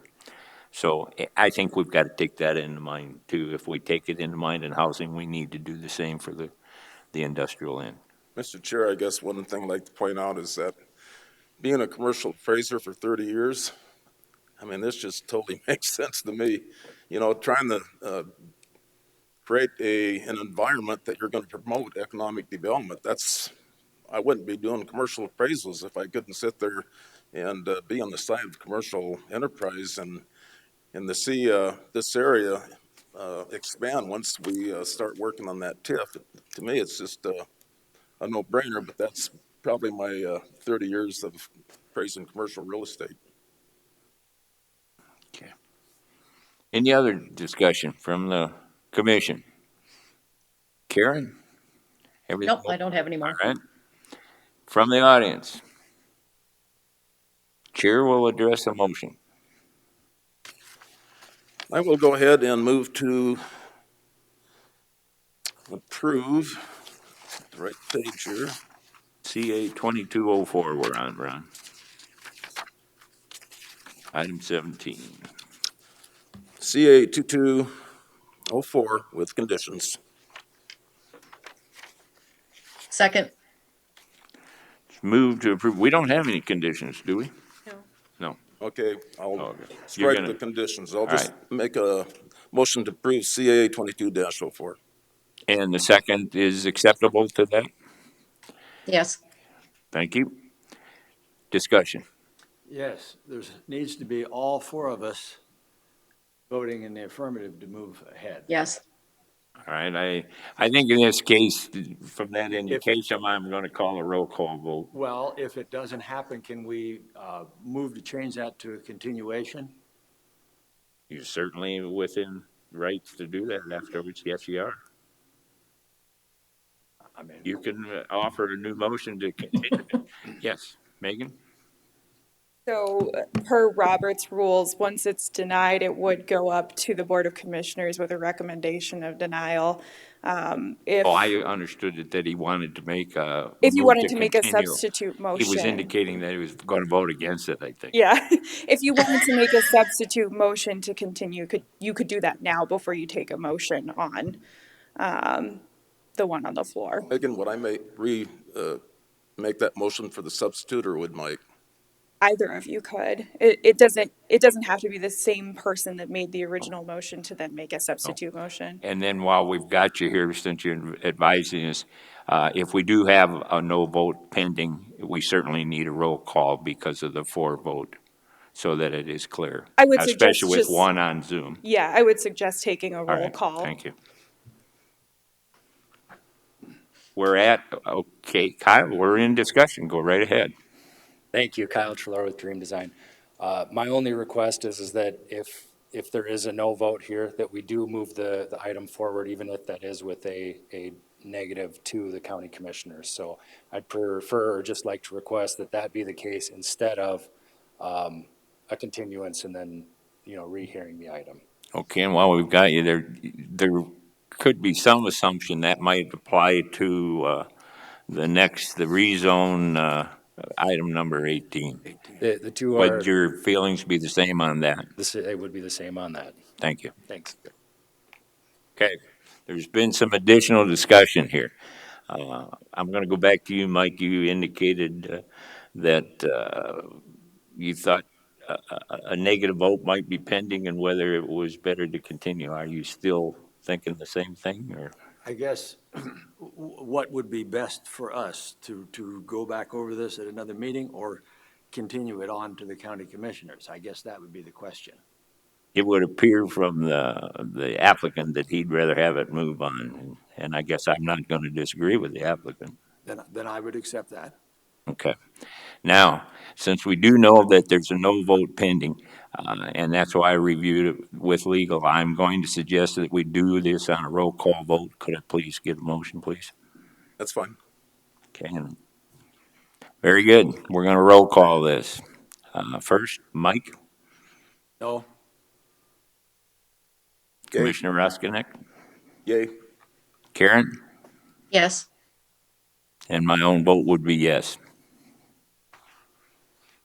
That would indicate 3-1, and our recommendation will be, I guess we have to be denial at 3-1, the way the bylaws for the planning commission work. Is that not correct? If there's a fail on an approval, it's an automatic denial. You don't have to take another All vote. right, thank you. Okay, on to item B18. Item 18 is the rezone RZ 21-04 to rezone from agriculture district to heavy industrial district, so this is the same property. Brittany, as So- a courtesy to you, I think the chair would address a motion on number 18 without Brittany going through all the detail, if that is in the interest of the board. Right. Okay. Please, I would like to have a motion on number 18, item 18, which would be RZ 22-04. Chair will address the motion. Mr. Chair, I'll move to approve RZ 22-04. Second. Moved and seconded to approve RZ 2204. That would be in conflict with staff's recommendation. Discussion. Brittany, anything you want to add before we? No. Okay, hearing none, all in favor of the motion, well, excuse me, we're going to go back. We do anticipate there will be a no vote, so please, I would like a motion to have a roll call vote. Move to have a roll call vote, Mr. Chair. Second. Moving second and have roll call vote. Mike? No. Yes. Karen? Yes. And my vote would be yes. So both those items will move on with our recommendation to the Board of Commissioners. Let's move on to the next item. I haven't flipped that part yet. That's the ordinance, first one. 2203, is that right, Brittany? That sounds right? Mm-hmm. Yes, ordinance amendment OA 22-03 for Pennington County to amend section 103 definitions of the Pennington County zoning ordinance. The reason for this is to add definitions associated with PCZO section 303, which has to do with multifamily dwellings. The biggest additions are apartment and condominium. We don't have an existing definition in our ordinance for that, so that is an addition. Individual dwelling unit, we don't have a current definition for that, so it is an addition. And then it's amending the multifamily dwelling definition. So those are the three definitions that are going to be added to section 103. So staff recommends approval of ordinance amendment OA 22-03. Any questions for Brittany first? I got a couple that I kind of viewed with you. I see things when I see an ordinance change coming forward, and this one, let's use an example out of this one. One of the first things that came to mind were the separations, and I'm thinking emergency-wise, the height of the building, that sort of thing, are the setbacks, comfortable with what we want with our emergency services. And I'm assuming you've already talked to them, so they're probably comfortable. But I have to tell you, if I was one of the firefighters and it was 12 feet in between this 30-foot structure, that really gets toasty in between the two of them. So they're going to have some problems working to save one structure from the other is where I'm headed. That was an example. And plus, and the big one that I pointed out to you is I've really known about this at my maximum time. If I could have pulled this down Thursday, I've thought about this. I could have thought about it till Thursday, till now. I'm really not comfortable thinking about major changes Thursday till now when we're proposing things to replace old PUDs. We're talking about swimming pools, and other requirements that are in the things. So I wanted to present that to the board, but there's three of us here and one's on Zoom. I would rather see that sort of conversation come up before a full board. In other words, I'd like to see these things a little ahead, if we could. And I did point out, the old commission used to get to see them twice before they passed them on. Maybe that's not the case. Maybe that's not what the commissioners want anymore. I don't know. I didn't have time to ask anybody. So that's where I'm at. Okay. Yeah, this came about because we really don't have any, our section on multifamily dwelling is just very minimal. There's not a whole lot of standards, so when we look at, any kind of proposals for it, we really don't have any, checklist things, requirements. And with us having a zoning district that allows these, we felt, or staff felt like it was important to actually have some criteria for how these look, because we have nothing right now, really. It's just a few like setbacks and some minimum and maximums, but there's no, how many units, setbacks between units. We don't even have anything like that right Can now. I got to throw in a crazy one here, and you wouldn't know this as not being a builder, but in Rapid City who uses the UBC. It used to be well-known fact, you didn't build a 3-story apartment building, you built a 2.5 because you could beat the fire code requirements. The fire were altogether different. You didn't have sprinkler systems. Those are the sort of things these builders and developers, that's very important to them. 2.5 stories is a lot different than 3. And are we going to be looking at the same sort of thing when we review for our building processes in Pennington? In other words, the 2.5 stories immediately came to mind. I don't think of 3 stories. You got to put 1.5 of them in the ground because I don't want to put sprinklers in them. That's just an example I wanted to throw out. So that came to mind when I was reading this too. So that's another reason why I like to see longer approaches to it, because we have citizens as well that are a lot smarter than me that have input in some of these things that then I've got a chance to ask them or call them as a commissioner and say, what are we looking at here? I'm thinking there's some of them coming here from time to time. You see them watching just to review what we're doing. Thank you. We have 2 motions here, or 2 ordinances here. I have no problem with 2203. I mean, I would think we could pass that one. Yes, because that would actually still help, even though the criteria for Oh, yeah. it would still Excuse me. identify. Now, the I got ahead. 2202, I have a Correct. lot of questions. Right. Right, I just flipped the page. Not the first one. I think the first one, if we I could don't have probably, any. Yeah. I agree. Go ahead. let's see what our gal's got here. Yes, Could I ma'am. just briefly speak? Megan Kruger with the State's Attorney's Office.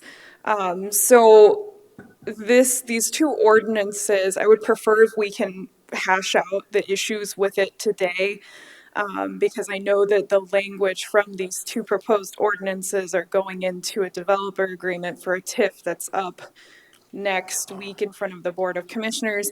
I know that the board would prefer to vote on this at a later time, but I'm asking, because these are going to be incorporated into a different agreement, that we try to work through these issues today and get it at least moved up to the Board of Commissioners. Excellent point. And it backs up to where I started out with. I would rather review what I'm talking about. My concerns about addressing these are not these specifically. I would like to, as a full commission, when we've got another commissioner coming on, talk about what I'm talking about. Whether they agree or disagree with me or want to, hit me with a shillelagh, that's fine. So no, I wouldn't have any problem for that. In fact, the chair would address a motion about 2203 right now. I would make a motion that we pass 2203 by itself. Okay. Is there a Second. second for that? Moved and seconded to pass ordinance amendment 2203. Discussion. Mr. Chair, if we pass that, which we probably will, can we have discussion on the next one so we can just? It appears that I gathered from Mike that he still wants to discuss Just want to make sure. 2202. Yep. Okay. Any other discussion? Hearing none, all in favor of the motion signify by saying aye. Aye. Aye. Aye. Opposed? Motion carried. 2202. And Brittany, I don't know that we need to go into that really, do we? Do you want specifics on? Oh, I'd like to hear, Okay, go ahead. Sure. Somebody's been reading their homework. I'd like to be on the same page. All right. Sure. So I'll read ordinance amendment OA 22-02 for Pennington County to amend section 303 multiple family dwellings. This was to update the Pennington County zoning ordinance to address standards of construction and development for multifamily dwellings, apartments, and condominiums. I guess there's a lot of significant changes from our old, thanks, Jason. From our old ordinance, because there wasn't any standard on how these developments looked like, whether there was open space requirements. One of the biggest things is the definition between multiple family and apartment and condominium. They are actually separate definitions and separate structures, and we look at them differently. Multifamily is more of like townhome, fourplex types. When you get into the 5-unit and above, it becomes an apartment, and that is a conditional use permit in every zoning district. Not just urban residential would be a use by right for just the fourplexes and below. But once you get into those units that are 5 or more, then you get into the apartment complex, then you get into the request or requirements for a conditional use. So that on its face are the biggest changes. Because of that oversight with these apartment buildings and having the heights and the separations and the fire lanes.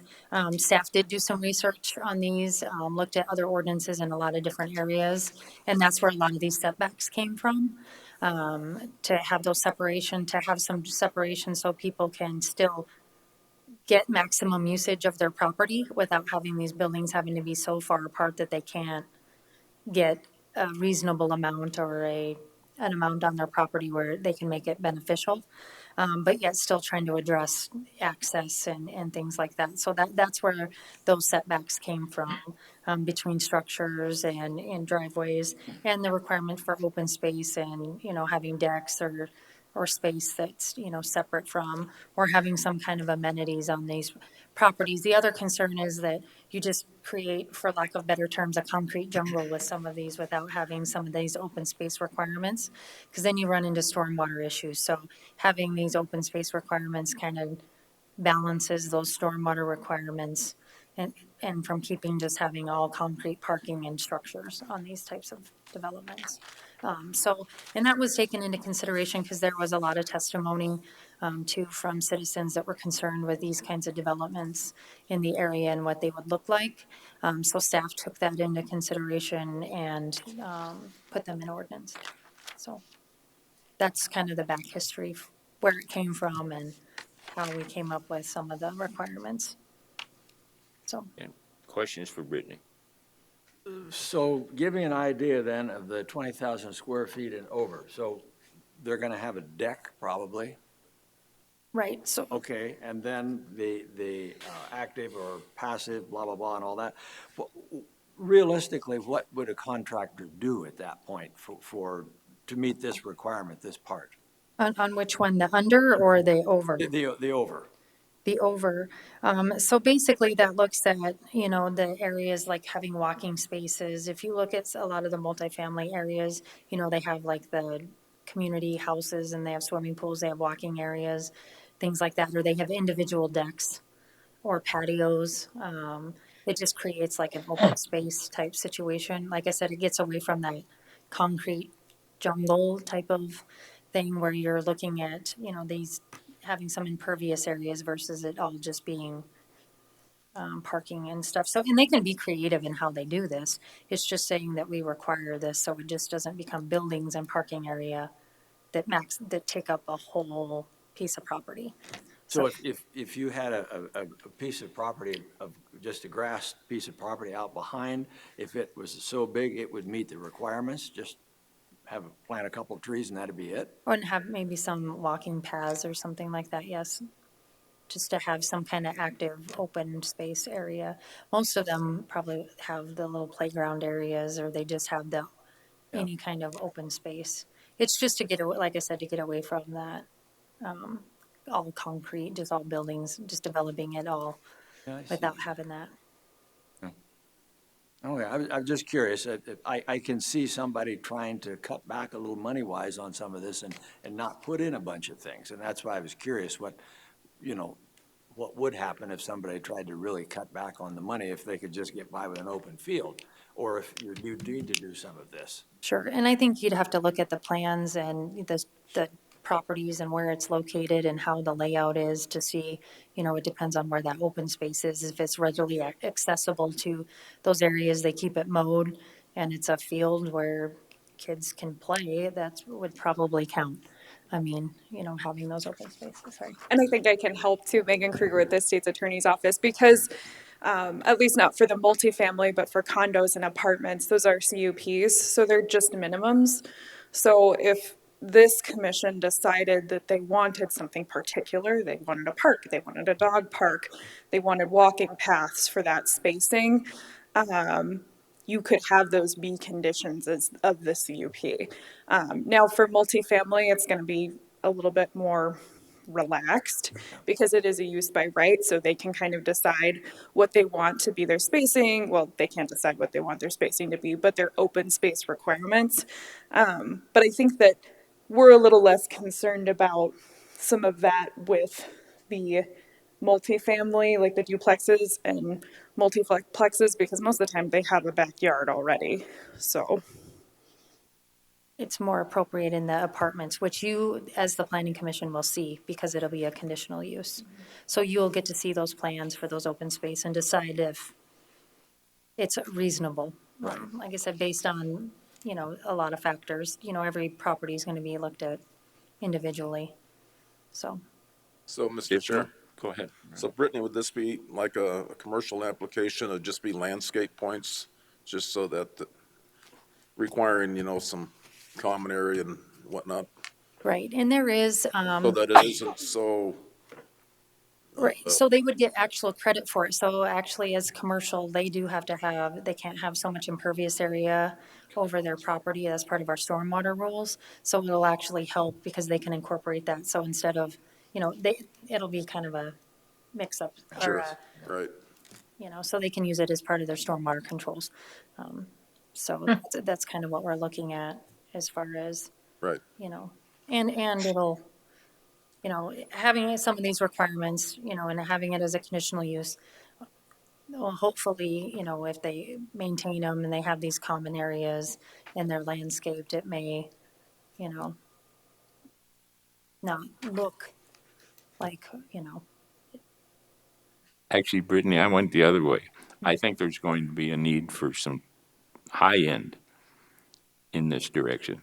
And those places are going to want to park their cars underneath the building, like Sandstone does on Sheraton Lake, for instance. There's not many of those that have a parking where the car is secure, as well as they provide some storage area with the parking. I think each condominium gets 2 parking spaces and a storage area. And then I foresaw that, and I brought it up already, sprinklers. Some of the places on the high end, the sprinklers is a big plus for the people because of the dollars and cents and a lot of the age that's in there. But we're seeing more and more people come from the outside. I think there's going to be a need for high end. That's where I thought going through one of these longer would fit. There's nothing wrong with what we have done here that I saw. I don't have any. It doesn't pucker me up a bit. I mean, it's just fine. It certainly fills a void and does, but I don't think we're done there. Is where I'm coming from.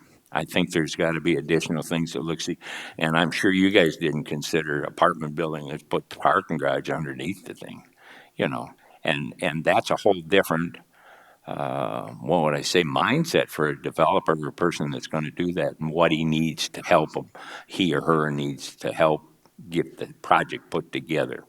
And then what you were talking about, commons areas, I think that's a big thing for the future.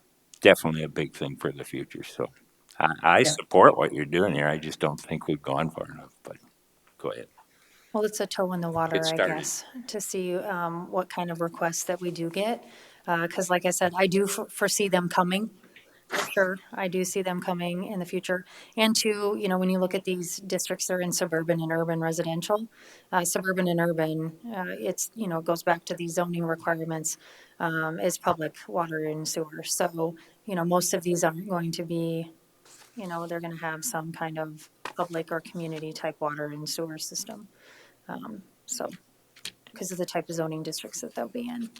Even the one in, Rockerville that has, it's similar, it's under a PUD, but, they have a community water system and a community sewer system and an HOA and a community area.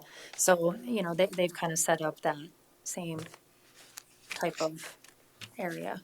Well, and I think our emergency services, water, in regards to the sprinkler system or multi-use like this, elevators, all sorts of things are in the mix. But as you said, we've got an open door right now. There's nothing there. So anybody who wants to can jump right through, and they're way ahead of us. So I agree with you. We need to get something in there. So I don't have any hang up about supporting something to get started.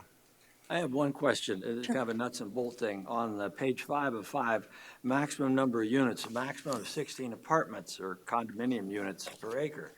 That's fine. when you look back on 2203, apartments or condominium, 5 or more families, how many units would you have, apartments units would you have in each one of these? There's no maximum. It just says 16. It's 16 units. So you could have, per acre, you could have 16 units, because that's actually comes from our comprehensive plan, and that comes from the maximum in our urban residential district. So it would have to match. So if we want it to be more, we would have to update our comprehensive plan and our urban residential district to allow So more we already units. have guidelines then? Yes. Okay, all Yeah, right. that's where that number came from. It actually came from the urban residential districts in our comprehensive plan, and then under the urban residential, so that's the maximum. So in order to have 16, you would have to be in one of those districts Right. to actually have that maximum. Otherwise, it would fall back into whatever the underlying zoning district is. Okay. Karen, I got busy looking the other way, and I wanted to make sure I didn't miss if you were waving that you wanted to throw in No, something on this. no, I'm good with this. Karen, to address the motion. I move we approve ordinance amendment 22-02. Is there a second? I'll second that. Moved and seconded to approve ordinance amendment OA 22-02. Discussion. There's nobody left from the floor, so discussion from the commission. Hearing none, all in favor of the motion signify by saying aye. Aye. Aye. Aye. Opposed? Motion carried. I don't even know what number that was there. So we're up to 21, I guess. All right, item 21 is the county board report. The Board of Commissioners concurred with the Planning Commission's recommendation from the March 14th and March 28th meetings. Okay, questions about that? We're going to move on. 22, there is no public present. Let the minutes note that. 23. Items from staff, we do have the building permit report in front of you. Overall, we're, lower for the number of permits for the month, but we are up again on 2022 for the number of single-family residences. And keep in mind, 2021 was a record year for us, and we're on pace to beat that again for 2022 Yikes. for single-family residences. Questions on the building permit report? Go on, Brittany. All right, so the other is planning commission appointments. We did interview for potential planning commissioners. We did make a recommendation to the Board of Commissioners, so they did hear the recommendation. So they'll make those appointments at the next meeting on April 19th. So you should have, we recommended for 2. So one of them will fill Sandy Rundy's spot that she vacated. The other one, because Rich is termed out and he will be done July 1, then that other person will take that position July 1. So then that way there won't be any lapse in time between planning commissioners. We've already gone through the interview, so we just recommended the 2. That person just waits in the wing until that. Right, they will wait. And during the interviews, we were upfront, I guess, about the need for that, going through that process, that one would be starting immediately and then one would be in July 1. So, And we also discussed whether to select an alternate, and we decided not to. correct. That'd be hard. Just so the commission knew that. We did discuss whether to select an alternate since we were appointing 2, and it was unanimous. We did not. I have a question. Go ahead. Sure. Since my term is up this year too, am I assuming that maybe I'll be reappointed if I so choose? I believe that Holly is working or worked. Did she change the requirements, that the reappointments?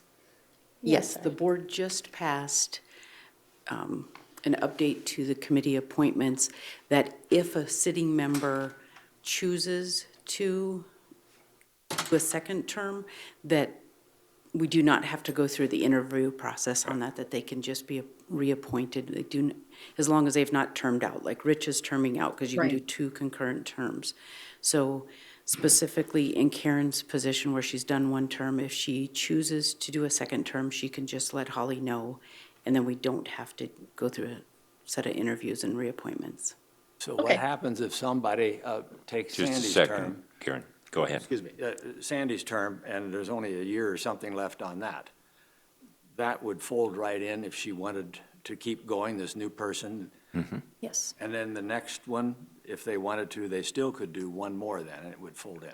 No, because I believe they would be, they're. That is being addressed Oh. in the policy and procedure, whether if you serve a portion of a term, like specifically fulfilling the rest of Sandy's term, whether or not that will count as your term, or if it's 2 full terms. So that's being addressed right now. So we'll know for you shortly, but I believe that they're going with it's 2 full terms. So whoever's being appointed for Sandy could then potentially fulfill the rest of that term and 2 terms. That's the way I'd heard it originally, that's why I wondered. Okay, thank you. Karen? Thank you, John. Karen? No questions. All right, just to elaborate on Jones a little bit, I asked about that too before the only thing Holly pointed out to me was that you didn't, if the existing member wants to stay on and isn't termed out, she would appreciate it in writing for the record. Thank you. Because Okay, she'll have thank to you. introduce that. Yeah. That you're requesting to stay on to fit the new policy that they're developing. And what Mike told about, in the old days, if it was less than half the term, you could go for another. If it was more, you were out. That was how they used to do it. It was just kind of a rule of thumb. It wasn't anything that I don't think was recorded ever. And that's the way everybody looked at it. So you knew if you had more than a year and a half in of the 3, that was part of your term to be ruled out. Go ahead. Anything else from items from the staff? Nope, that is it. Items from the membership. The only thing I had is I would like to see that staff and the planning commission at least discuss the submission of ordinance amendments. Because I don't have any problems with wording changes, things like that. It's just when we're doing major ones, it'd be nice to think about them and get some of the input from people call us all the time, with questions. Why do we do this or that? At least they do me. I don't know. Do they call you and ask you? Yeah. I'm sure Ron, they call him for everything. 24/7. Not even call him Ron sometimes. Anyway, so I would like to see in the future, we do have an item that, and it's something that the staff should be able to know in advance so they can plan for and talk for. They've got a big oar in that water. So anyway, that's the only item I had. Anybody else? All right, motion to adjourn, the chair would address it. I so make that motion. Second? Moved and seconded to adjourn. All in favor signify by saying aye. Aye. Hi. Opposed, motion carried. Thank you. Have a good rest of your day.